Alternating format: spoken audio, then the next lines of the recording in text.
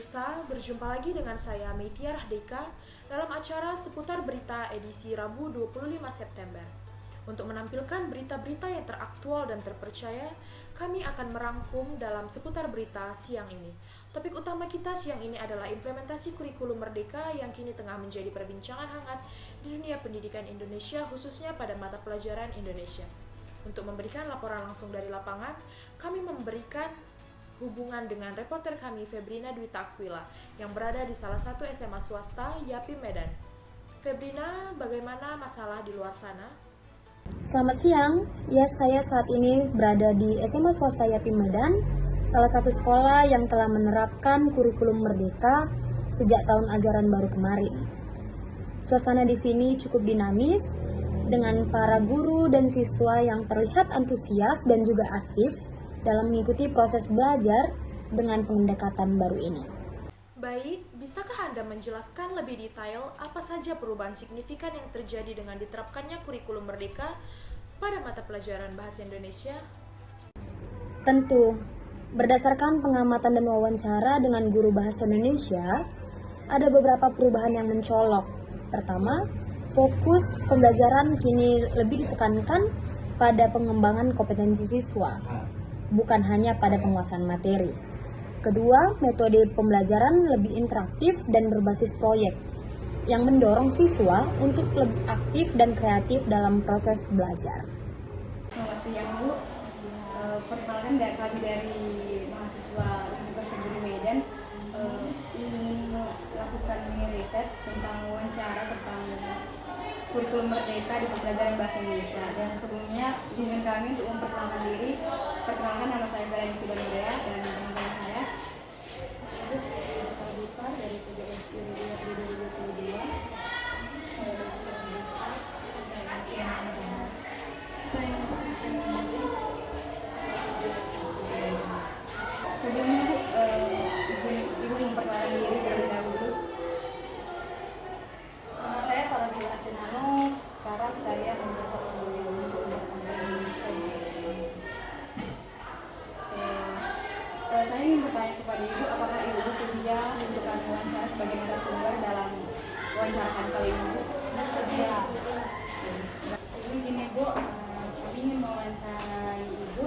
Pertanyaan kami yang pertama itu, bagaimana kurikulum Merdeka berperan dalam pembelajaran bahasa Indonesia di sekolah? Menurut saya ya, selama kurang lebih saya 3 minggu di sini,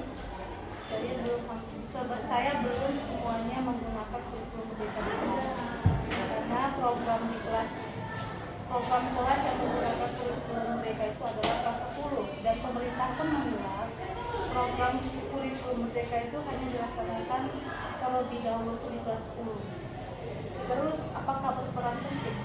Untuk di jam saya sendiri, karena saya masih 3 minggu di sini, saya merasa belum punya peran penting. Namun kemungkinan di bulan 11 ya, bulan 11 atau bulan 10 akhir itu kemungkinan mulai ada tuh program-program yang menghitung tentang kurikulum Merdeka. Terima kasih Bu atas pertanyaannya. Selanjutnya pertanyaan kedua, di sini Bu, metode pembelajaran apa yang diterapkan dalam pembelajaran bahasa Indonesia dalam kurikulum Merdeka? Untuk bahasa Indonesia, kembali lagi saya bilang kurikulum Merdeka pada ini digunakan pada kelas 10. Jadi untuk materi yang sudah ada dalam penggunaan kurikulum Merdeka adalah ketika materi pembelajaran teks eksplanasi. Teks eksplanasi sudah mulai menggunakan kurikulum Merdeka, seperti ada diskusi, terus ada debat-debat sedikit antara saya sama murid sudah ada. Pelaksanaan walaupun tidak 100% sudah ada. Berarti tidak semua ya, Bu. Karena kan di sini kan masih semester ganjil kan baru baru beberapa materi dari bulan Juli. Kan Juli masuk semester ganjil dan ini masih masuk ke bab 3. Bab 3 itu tentang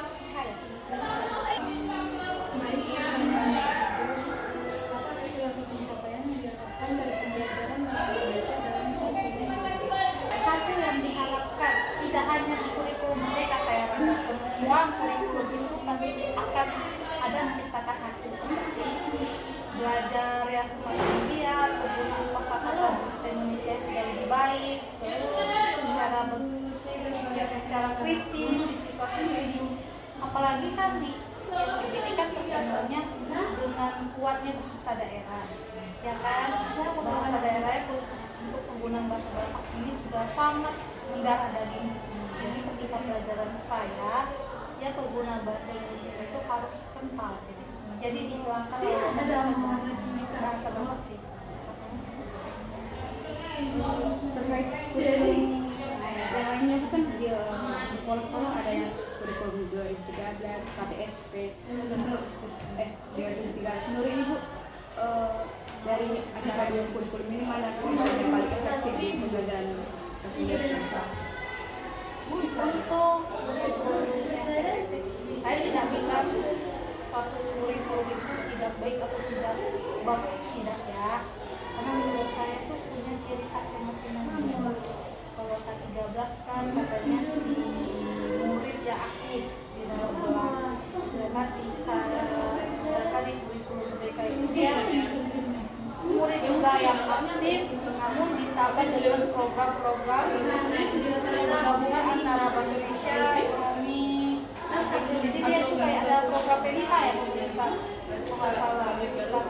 Jadi sama-sama efektif, tapi ada karena apapun yang digunakan di kurikulum itu, namun di dalam kelas tetap si guru lah yang aktif dalam belajar, tidak terjadi karena pun kita suruh aktif dari dalam kelas itu tidak bisa juga, karena kan merasa mereka belum paham tentang materi ini. Jadi si guru itu tetap harus berperan. Jadi tidak semua itu bisa dilakukan di sekolah. Kunci utamanya Guru itu ya harus apapun saya tetap mau di SMA yang sendiri, SMA negeri seperti kalau saya, SMA swasta lainnya tetap gurunya ya aktif. Walaupun ada beberapa itu tetap sepenuh. Selanjutnya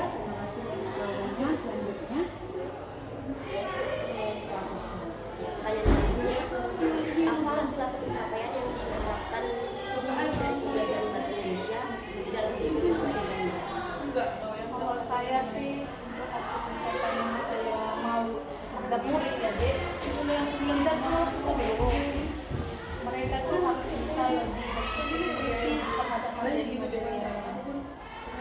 supaya tidak hanya guru yang menerapkan di dalam kelas.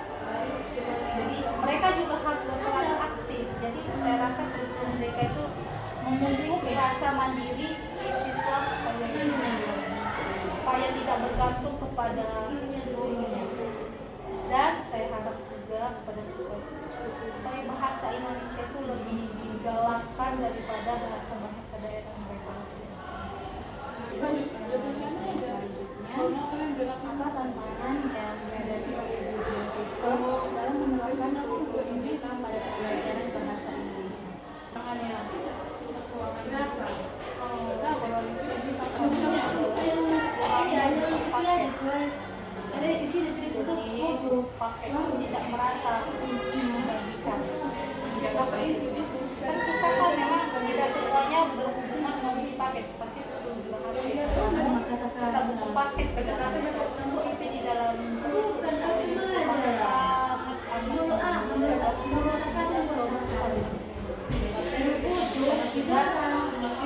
ataupun berikan catatan karena mereka tidak dalam paket. Jadi saya yang harus digalak dalam tergalak lagi marah ya, lebih cakap dalam memberitahu apa materi, karena paket itu kita dalam satu lokal tidak biasa orang seandainya ya pak itu cuma ada 15, jadi setengah dari orang itu kurang kurang.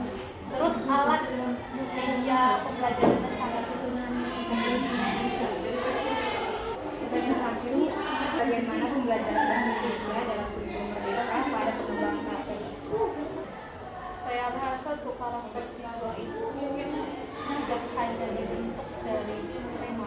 Saya rasa ya dari SD, SMP itu harus dibentuk. Tapi saya harap pengembangan karakter itu supaya lebih optimis, lebih jauh semangat dan lebih jauh baik lagi dari karakter sebelumnya dari kurikulum mereka. Jadi mereka tuh harus lebih mandiri, lebih dewasa lagi. Kan karena digunakan di kelas 10 kurikulumnya, jadi mereka lebih sedikit, saya lihat prosesnya dia lebih aktif lagi si guru. Sayangnya seorang guru itu dalam membentuk karakter, karena kadang-kadangnya masih sedikit. Terima kasih Bu atas jawaban yang telah Ibu berikan. Apabila ada kata-kata kami yang kurang berkenan di hati Ibu, kami minta maaf. Saya juga minta maaf apabila ada jawaban yang kurang pas yang menyesatkan. Bu, terima kasih. Terima kasih Febrina atas laporannya. Pemirsa, demikianlah laporan langsung mengenai kurikulum merdeka. Pastinya pada setiap kurikulum mengharapkan suatu hasil atau pencapaian seperti pada pembelajaran bahasa Indonesia, yaitu peserta didik diharapkan untuk belajar semakin besar, pencapaian pemahaman yang meningkat, dan cara berpikir yang kritis. Implementasi kurikulum merdeka di salah satu sekolah di Medan, tentunya kita berharap kurikulum ini dapat membawa angin segar bagi dunia pendidikan. Sekian berita edisi kali ini, sampai jumpa di kesempatan berikutnya. Terima kasih.